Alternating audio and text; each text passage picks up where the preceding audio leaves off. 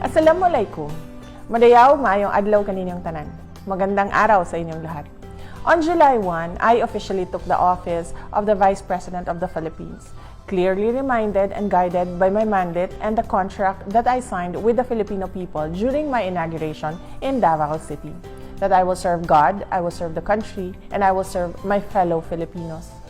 My first 100 days as Vice President had been marked by many challenges I had prepared myself for, given my long experience in government service and politics.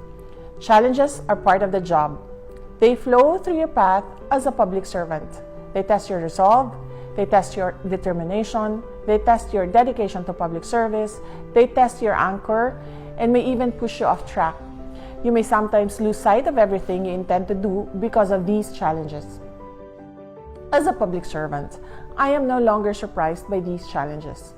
Instead, I look at them as opportunities as they open windows for us too. With great sense of urgency, study, assess, and address conditions that we need to overcome to move along.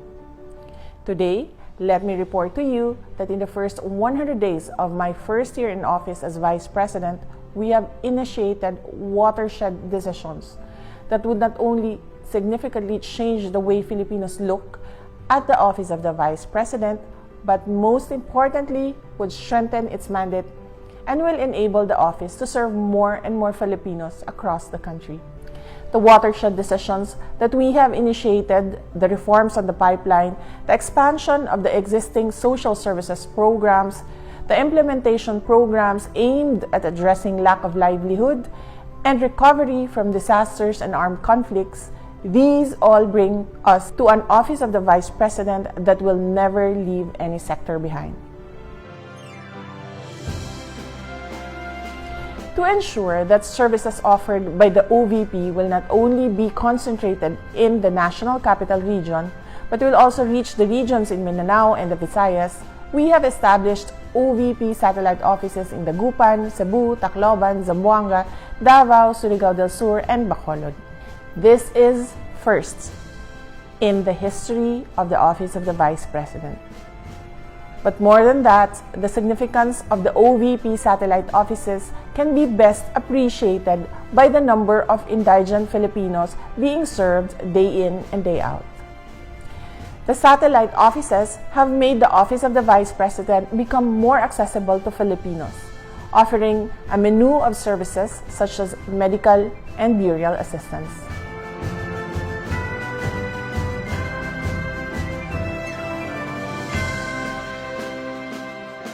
We set up the OVP Disaster Operations Centers to institutionalize the disaster relief activities of the OVP, another first in the history of the Office of the Vice President.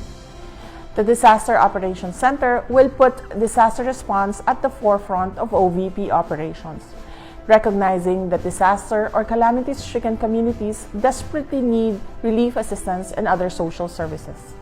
The Office of the Vice President Disaster Operations Center will work closely and will complement the operations of other concerned agencies, including the National Disaster Risk Reduction Management Council and its local counterparts, the Department of Social Welfare and Development, and local government units.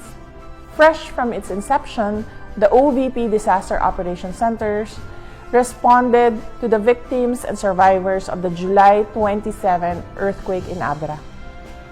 In coordination with the OVP Disaster Operations Center, the OVP satellite offices will also respond and aid those affected by disasters and calamities in the regions. We have also assisted 3,000 residents of 6 towns of Nueva Ecija who were affected by the recent Typhoon Karding, giving them 5,000 each.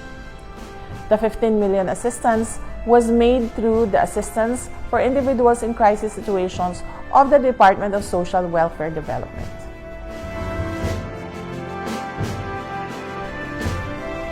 Coming into office, one of the challenges we immediately identified was the need for the Office of the Vice President's central office to be centralized.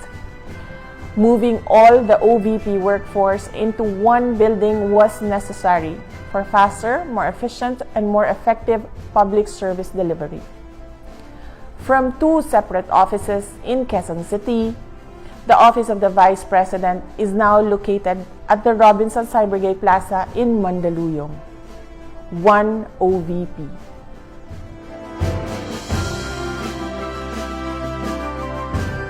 Our current goal is to establish a permanent office for the future Vice Presidents of the country. We have also conducted initial scoping and linkages with the National Center for Culture and the Arts, National Historical Commission of the Philippines, and the National Museum of the Philippines for the construction of Museum of all Vice Presidents of the Philippines.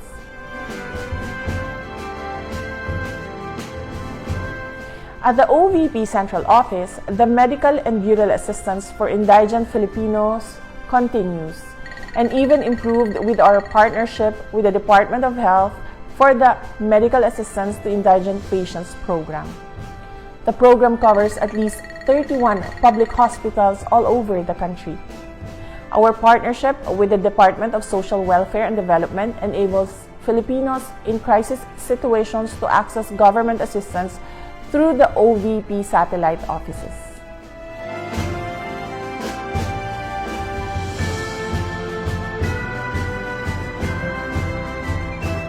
On August 3, we launched the OVP Libreng Sakay program to provide the riding public free transportation services in key areas in Metro Manila, Cebu, Lapu-Lapu, Mandaue, Bacolod, and Davao City. We hope that through this program, we will be able to provide relief to some of our fellow Filipinos who rely on public transport for their daily commute to work, to school, and many other places in the country. This is in partnership with the Department of Transportation.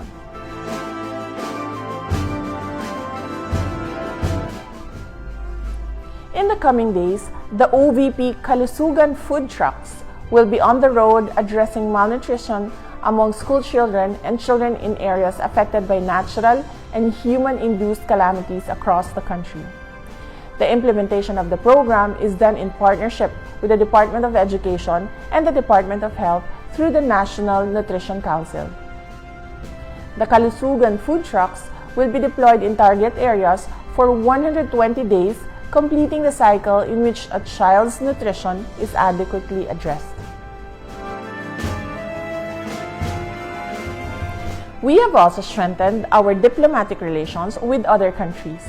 Within a week of assumption, I received a courtesy call from the State Councilor and Foreign Minister of the People's Republic of China, His Excellency Wang Yi. I likewise received courtesy calls from the ambassadors of Australia, India, Ireland, Italy, Japan, Laos, People's Democratic Republic, New Zealand, Qatar, Thailand, United States of America, and Vietnam, and the head of delegation of the European Union in Manila. Among topics discussed include overall bilateral relations between the Philippines and their countries. These courtesy calls also touched on deepening or exploring possible cooperations in the areas of education, culture, and technology. On September 27, I represented the Philippines as the special envoy to the state funeral of former Japanese Prime Minister Shinzo Abe in Japan.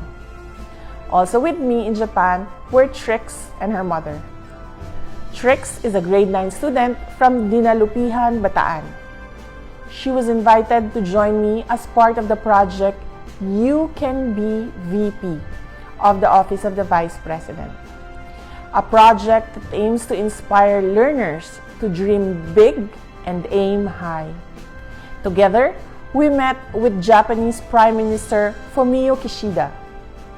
She also joined me during my visit to Minato Ward, Shibahama Elementary School in Minato City. And we met with officials from the Ministry of Education, Culture, Sports, Science, and Technology to exchange views on blended learning, values, and skill formation, STEM education, and COVID-19 response. Here's Trix sharing to us her You Can Be VP experience in Japan. Interesado po akong malaman po ang trabaho po ni Vice President Sara Duterte sapagkat po nais ko pong malaman kung paano po ang maging isang Vice Presidente ng Pilipinas. kung paano at ano po ang mga ginagawa niya bilang isang Vice President at the same time po DepEd Secretary. Interesado po ako kung paano niya po ma-handle ang dalawang napakabigat na responsibilidad po dito po sa Pilipinas.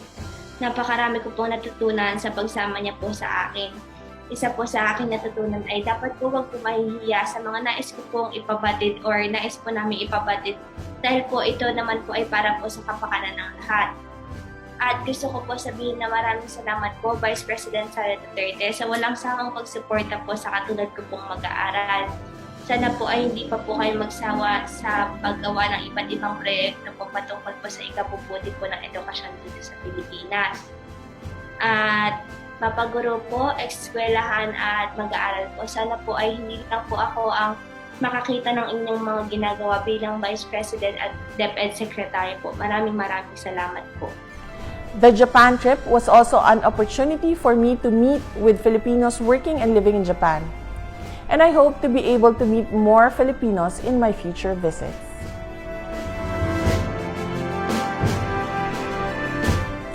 The Pagbabago campaign is a program that complements my job as the Secretary of the Department of Education. It aims to instill the importance of basic education and nurture among young Filipinos the value of determination and hard work as main ingredients to success. We give learners bags that contain school supplies and hygiene kits, but it also underpins the importance of responsible parenthood and family planning among parents.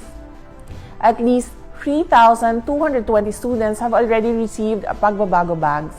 They are from remote areas in the country of Limasawa Island in southern Leyte, Municipality of Jordan in Island Province of Guimaras, Caramoan in Camarines Sur, Kidapawan City in North Cotabato, Siquijor Province, Dasmariñas in Cavite, and Bangued in Abra.